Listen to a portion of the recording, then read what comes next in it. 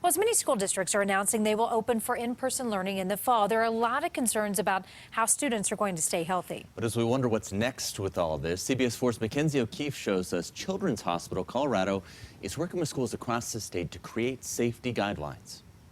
We think that we can try to mitigate risk to make it the safest environment for our children come this fall. Knowing schools offer many essential resources that go beyond learning, Dr. Sam Dominguez is part of a team at Children's Hospital Colorado who has created a guide for schools on the best practices for safe in-person learning.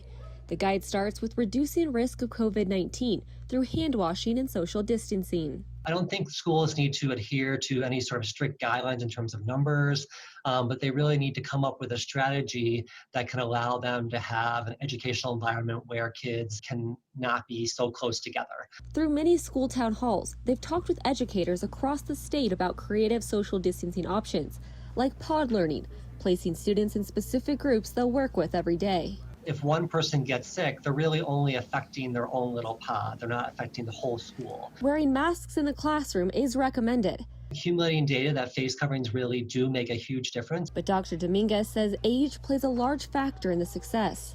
Maybe touching their face more if they have a face covering on, playing with it more, taking it on and off, which actually may be counterproductive in terms of spread of infection. A resource of up-to-date pediatric guidance for schools as the COVID trends continue to shift. In Aurora, I'm Mackenzie O'Keefe covering Colorado First.